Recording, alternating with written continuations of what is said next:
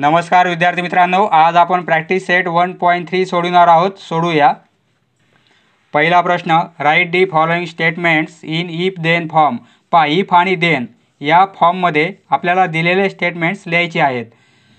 प्रथम आपण बेसिक माहिती थोडी समजून घेऊया. पहा, एखाद्या स्टेटमेंटमध्ये जर इफ आणि देन हे दोन वर्ड्स असतील तर त्या स्टेटमेंट्सला कंडिशनल स्टेटमेंट असे म्हणतात. पहा, दिलेल्या स्टेटमेंट्स आपल्याला इफ आणि देन हे वर्ड्स यूज करून लिहायचं आहे, परंतु या स्टेटमेंटचा अर्थ बदलला नाही पाहिजे. फक्त इफ आणि देन हे दोन वर्ड त्यामध्ये आपल्याला ॲड करायचे आहेत.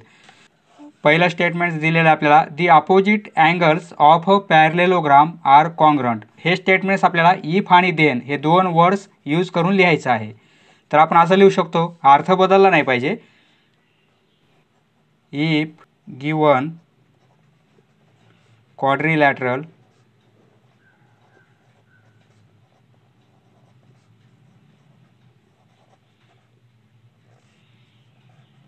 is a parallelogram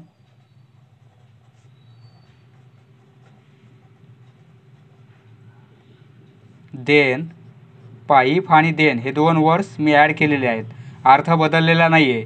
if given quadrilateral is a parallelogram then its opposite angles are congruent.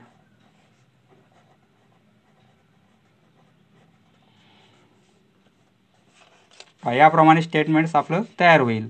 पहा, येथे इफ नंतर एक स्टेटमेंट आहे आणि देन नंतर एक स्टेटमेंट आहे. इफच्या नंतर जे स्टेटमेंट आहे, इफच्या नंतर, तर त्या स्टेटमेंटला काय म्हणायचं? अँटेसिडंट. इफ नंतर असणारं स्टेटमेंट म्हणजे अँटीसिडंट आणि देन नंतर असणारं स्टेटमेंट, पहा, देन नंतर जे स्टेटमेंट आहे त्याला म्हणायचं consequent. The diagonals of a rectangle are congruent. यामध्ये आपल्याला इफ आणि देन वर्ड्स यूज करायचे. If given quadrilateral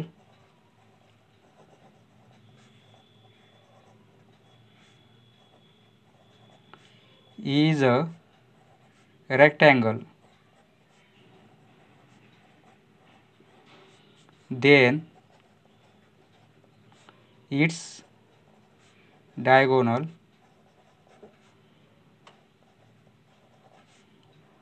are congruent. पहा, अर्थही बदललेला नाही आहे आणि आपण इफ आणि देन यूज केलेले आहेत. तिसरं स्टेटमेंट, इफ ट्रायंगल दिलेला आहे. If given triangle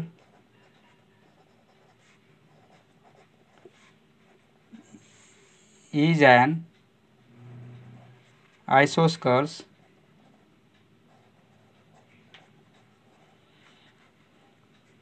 triangle then the segment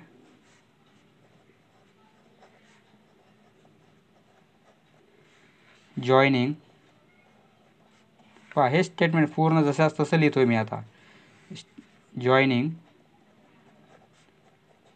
the vertex and the midpoint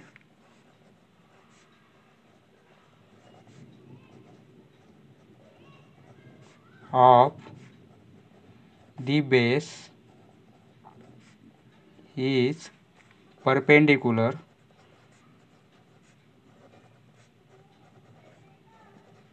to the base.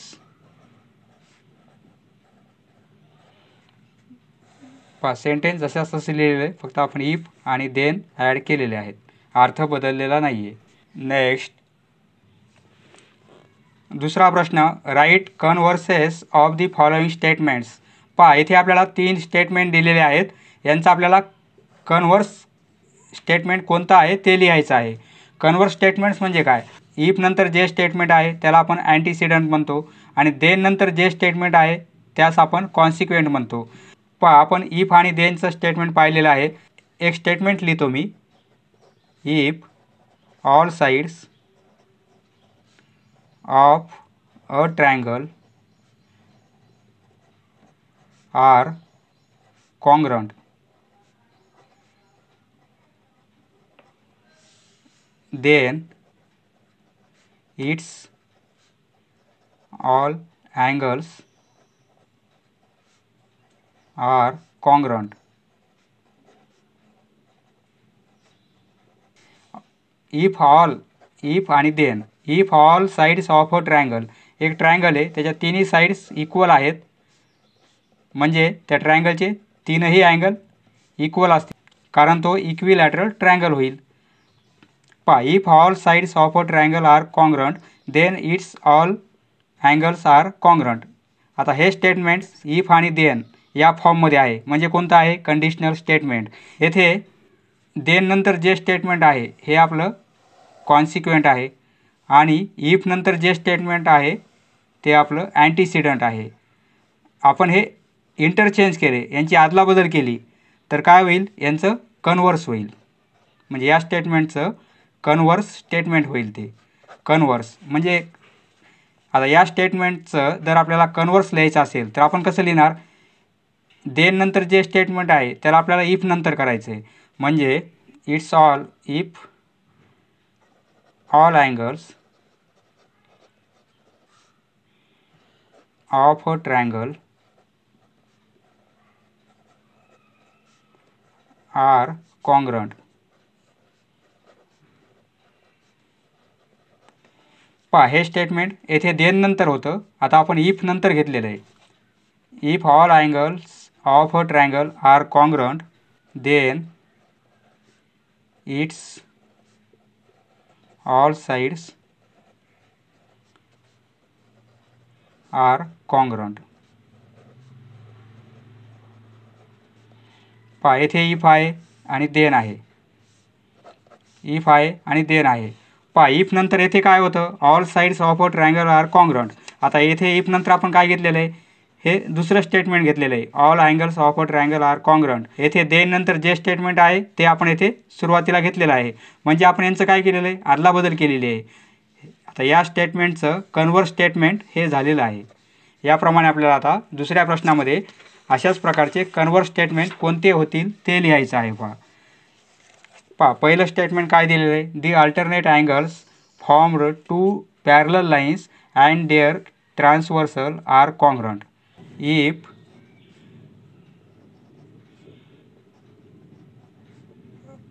alternate angles formed by two lines लिहू, कारण पॅरलल लाईन्स आपल्याला दाखवायचं आहे. पॅरलल नाही, येथे सुरुवातीला पॅरलल लाईन्स आलेला आहे, आपल्याला नंतर घ्यायचं आहे. Two lines and their transversal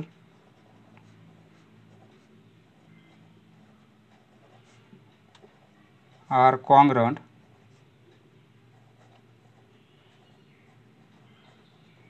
then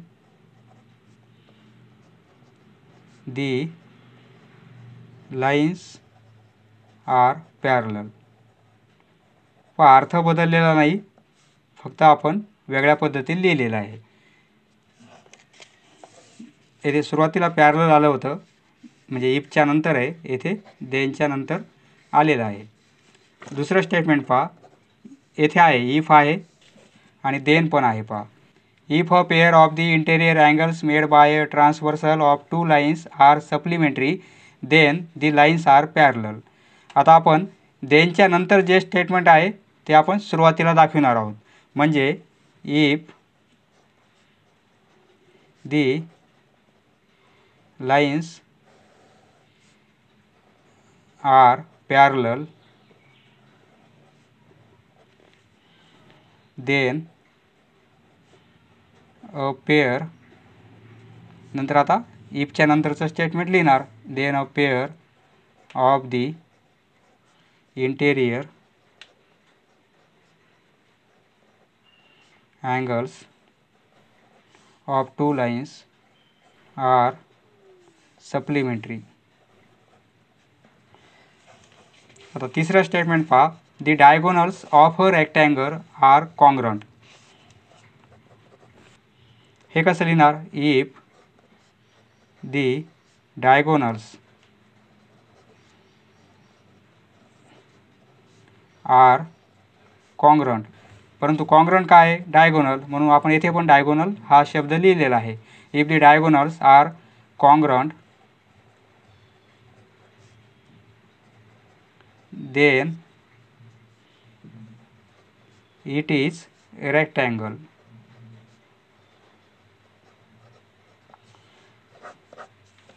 याप्रमाणे आपल्याला कन्वर्स स्टेटमेंट लिहिता येतील.